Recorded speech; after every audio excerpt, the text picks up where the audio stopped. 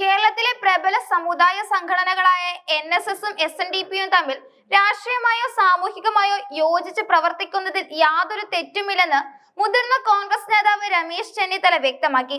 കേരളത്തിന്റെ സാമൂഹിക പശ്ചാത്തലത്തിൽ ഇത്തരം സംഘടനകൾക്ക് അവരുടേതായ സ്ഥാനമുണ്ടെന്നും അവർ ഒന്നിക്കുന്നത് നാടിന്റെ നന്മയ്ക്കാണെങ്കിൽ അതിനെ സ്വാഗതം ചെയ്യുമെന്നുമാണ് അദ്ദേഹം അഭിപ്രായപ്പെട്ടത്. പ്രതിപക്ഷ നേതാവിനെതിരെ ഈ സംഘടനകൾ നടത്തുന്ന വിമർശനങ്ങളെ കുറിച്ചുള്ള ചോദ്യത്തിന് അത് എന്തുകൊണ്ടാണെന്ന് അവരോട് തന്നെ ചോദിക്കണമെന്നും ഓരോ സംഘടനയ്ക്കും അവരുടേതായ നിലപാടുകൾ സ്വീകരിക്കാൻ അവകാശമുണ്ടെന്നും അദ്ദേഹം മറുപടി നൽകി. UDFനെ വീണ്ടും അധികാരത്തിൽ എത്തിക്കുക എന്ന ലക്ഷ്യത്തിനാണ് ഇപ്പോൾ മുൻഗണന നൽകുന്നതെന്നും മതേതര നിലപാടുകളുമായി മാത്രമേ താൻ മുന്നോട്ട് പോയിട്ടുള്ളൂ എന്നും അദ്ദേഹം കൂട്ടിച്ചേർത്തു. സംസ്ഥാനത്തെ നിലവിലെ രാഷ്ട്രീയ അന്തരീക്ഷത്തിൽ മുഖ്യമന്ത്രി പിണറായി വിജയൻ തന്നെ വർഗീയത ആളിക്കത്തിക്കാൻ ശ്രമിക്കുകയാണെന്ന് രമേശ് ചെന്നിത്തല രൂക്ഷമായി വിമർശിച്ചു. പഴയകാലത്തെ ദൗർഭാഗ്യകരമായ സംഭവങ്ങളെ, പ്രത്യേകിച്ച് മാറാട് കലാപം പോലുള്ള വിഷയങ്ങളെ വീണ്ടും ചർച്ചകളിലേക്ക് കൊണ്ടുവരുന്നതിലൂടെ മുറിവിൽ മുളക് തേക്കുന്ന സമീപനമാണ് മുഖ്യമന്ത്രി സ്വീകരിക്കുന്നത്. സമൂഹത്തിൽ വിള്ളലുകൾ ഉണ്ടാക്കി രാഷ്ട്രീയ ലാഭം കൊയ്യാമെന്ന മുഖ്യമന്ത്രിയുടെ കണക്കുകൂട്ടൽ കേരളത്തിലെ ജനങ്ങൾ തിരിച്ചറിയും. മുഖ്യമന്ത്രിയുടെ ഈ നിലപാടുകളെ പിന്തുടർന്നാണ് മന്ത്രി സജി ചെറിയാൻ വിവാദ പ്രസംഗങ്ങൾ നടത്തുന്നത്. സജി ചെറിയാന്റെ തന്റെ പ്രസ്താവനകൾ തിരുത്താൻ ശ്രമിക്കുന്നുണ്ടെങ്കിലും നേരത്തെ പറഞ്ഞ കാര്യങ്ങൾ തന്നെ ആവർത്തിക്കുന്നത് CPMന്റെ വ്യക്തമായ രാഷ്ട്രീയ അജണ്ടയുടെ ഭാഗമാണെന്നും ചെന്നിത്തല ആരോപിച്ചു.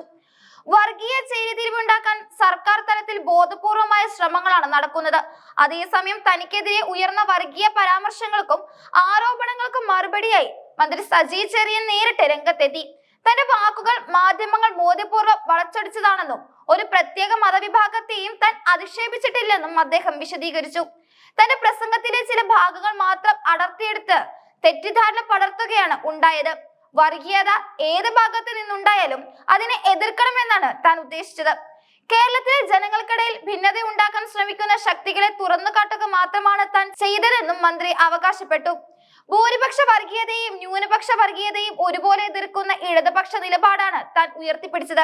സജി ചെറിയാന്റെ വിശദീകരണം മുഖവിലക്കെടുത്താലും അദ്ദേഹം ഉന്നയിച്ച കാസർഗോഡ് മുനിസിപ്പാലിറ്റിയിലെ വോട്ട് കണക്കുകൾ രാഷ്ട്രീയ വൃത്തങ്ങളിൽ വലിയ ചർച്ചയാവുകയാണ്. മതേതര കക്ഷികളായ LDFും UDFും അവിടെ ലഭിച്ച സീറ്റുകൾ കുറവാണെന്നും എന്നാൽ വർഗീയ ധ്രുവീകരണത്തിലൂടെ BJPയും ലീഗും നേട്ടമുണ്ടാക്കിയെന്നുമാണ് അദ്ദേഹം ചൂണ്ടിക്കാട്ടിയത്. ഇത് ഏതെങ്കിലും മതവിഭാഗത്തെ കുറ്റപ്പെടുത്താനല്ല, മറിച്ച് മതനിരപേക്ഷ കക്ഷികൾ നേരിടുന്ന വെല്ലുവിളികൾ വിവരിക്കാനാണ് താൻ ഉപയോഗിച്ചതെന്ന് അദ്ദേഹം പറഞ്ഞു.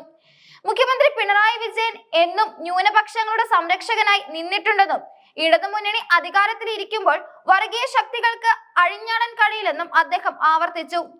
താൻ ഒരു ഉറച്ച മതേതരവാദിയാണെന്നും ജനങ്ങളെ ഭയപ്പെടുത്തുന്ന രീതിയിലുള്ള ഒരു പ്രസ്താവനയും തന്റെ ഭാഗത്തു നിന്ന് ഉണ്ടാകില്ലെന്നും സജി ചെറിയാൻ കൂട്ടിച്ചേർത്തു. മന്ത്രിയുടെ വിശദീകരണം രാഷ്ട്രീയ തന്ത്രമാണെന്നും ജനങ്ങളുടെ കണ്ണിൽ പൊടിയിടാനാണ് അദ്ദേഹം ശ്രമിക്കുന്നതെന്നുമാണ് പ്രതിപക്ഷത്തിന്റെ നിലപാട്.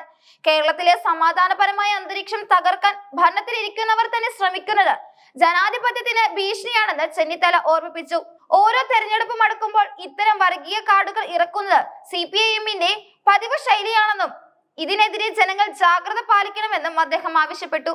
വരും ദിവസങ്ങളിൽ സമുദായ സംഘടനകളുടെ നിലപാടും സർക്കാരിന്റെ നീക്കങ്ങളും കേരള രാഷ്ട്രീയത്തിൽ നിർണായകമായ മാറ്റങ്ങൾ ഉണ്ടാക്കുമെന്നാണ് കരുതപ്പെടുന്നത്.